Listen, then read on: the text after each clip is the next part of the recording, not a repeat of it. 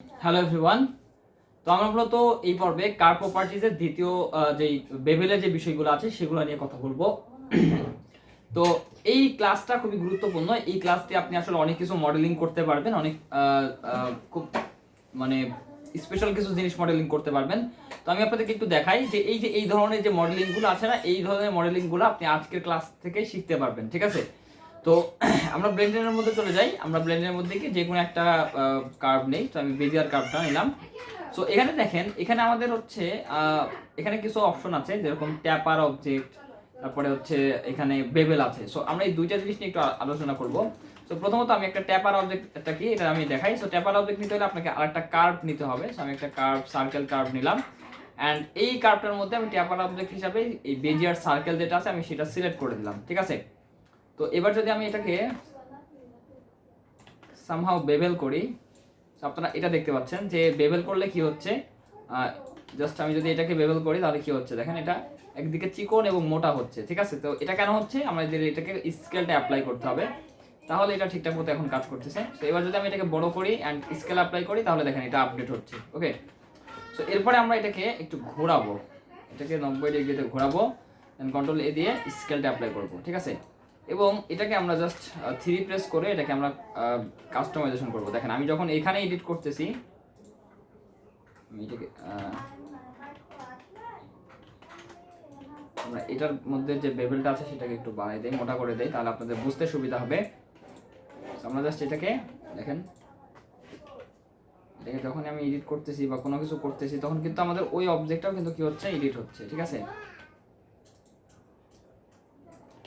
এটা আসলে আপনাদেরকে একটু সতর্কতার সাথে এডিট করতে হবে।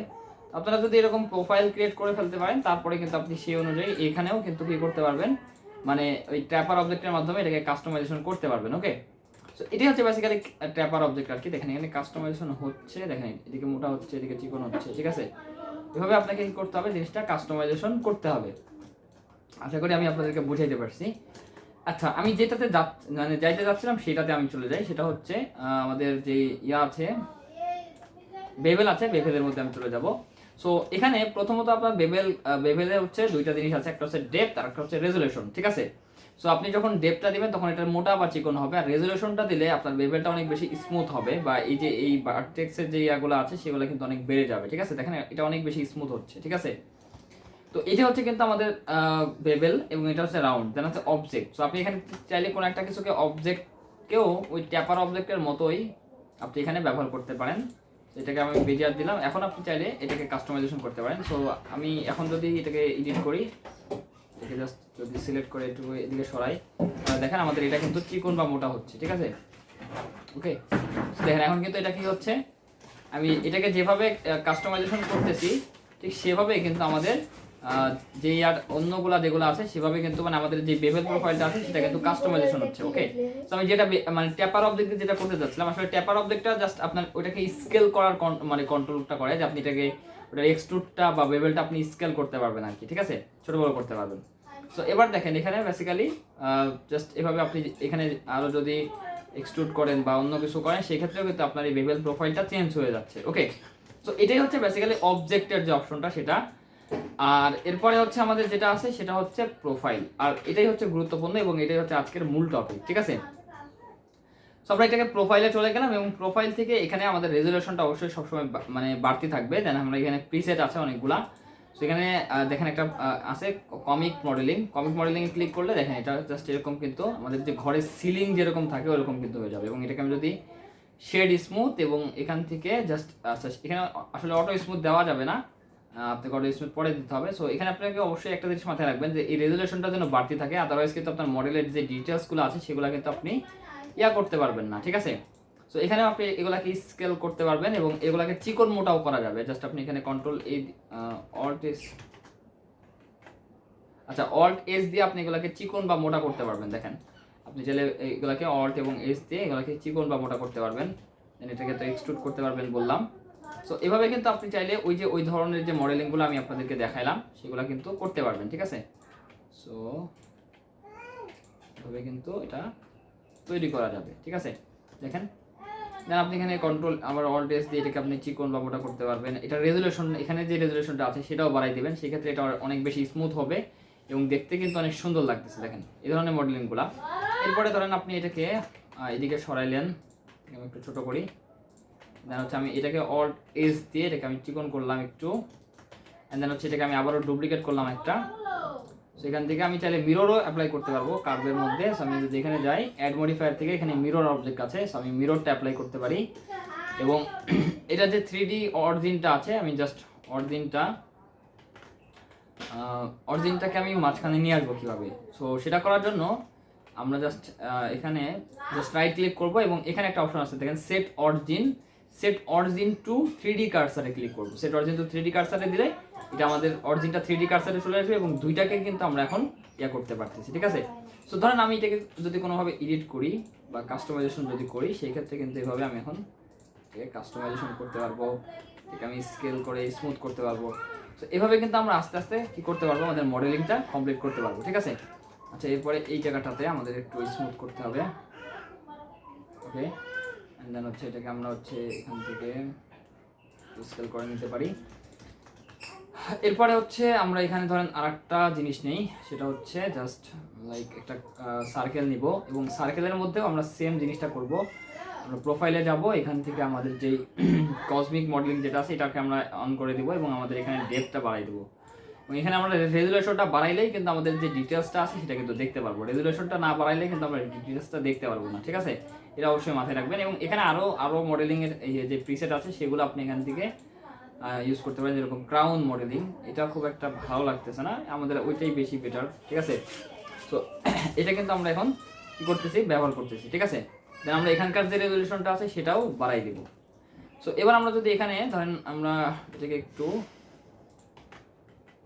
ছোট করি এবং এটাকে যদি আমি জাস্ট একটু উপরের দিকে তুলে নিয়ে আসি জেড দিয়ে, আমরা এখানে কিন্তু এটাকে বসাই দিতে পারি, আর আমরা এটাকে মাঝখানে বসাইতে পারি। যাই হোক, আমরা এটাকে মাঝখানে বসাইলাম, এর ভিতরে আমরা এটাকে আর ছোট করতে হবে। সো যাই হোক, আমরা এইগুলোকে সিলেক্ট করে এটাকে আমরা একটু কাছাকাছি নিয়ে আসি এবং এটাকে আমরা জি দিয়ে একটু উপরের দিকে তুলবো, তাহলে এটা এরকম বাঁকা হয়ে এর ভিতরে কিন্তু ঢুকে যাবে, ঠিক আছে। তো এভাবে আপনি কি করতে পারতেছেন, ধরেন আপনার আস্তে আস্তে কিন্তু মডেলিংটা তৈরি হচ্ছে, ওকে।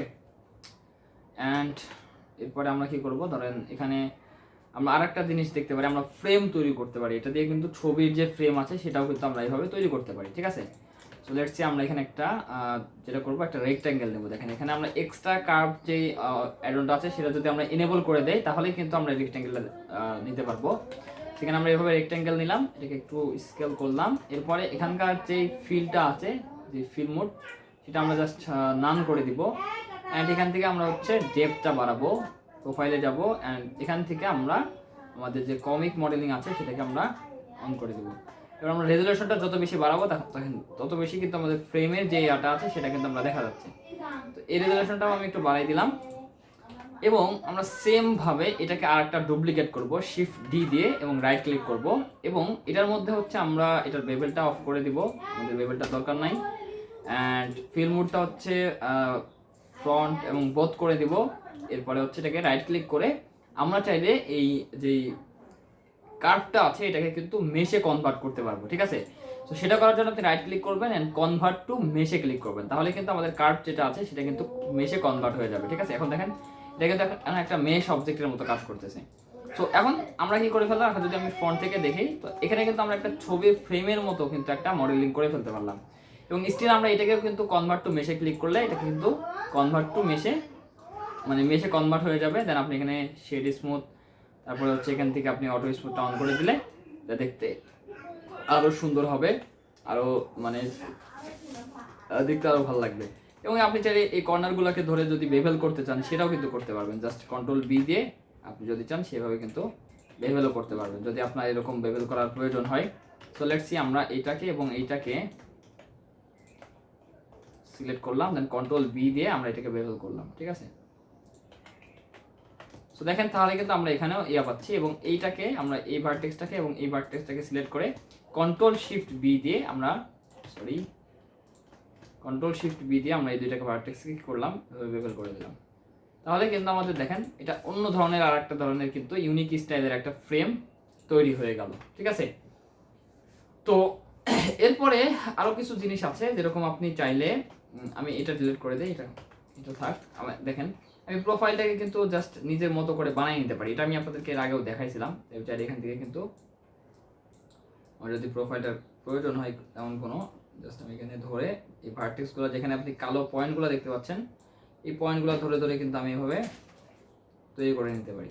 ঠিক আছে, যদি আমাদের এরকম কাস্টম কোনো প্রোফাইল, কাস্টম কোনো তৈরি করার প্রয়োজন হয়, সেক্ষেত্রে কিন্তু আমরা এটা তৈরি করে নিতে পারি।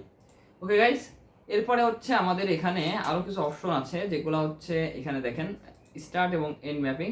সো বেসিক্যালি এটা দিয়ে আপনি একটা অ্যানিমেশন টাইপের কিছু করতে পারবেন। যেরকম ধরেন আমি যদি এখান থেকে বেজিয়ার কার্ভটা নেই এবং এখান থেকে আমি যদি বেফেল করি সামথিং লাইক দিস, আমি রেজুলেশনটা একটু বাড়াই দেই।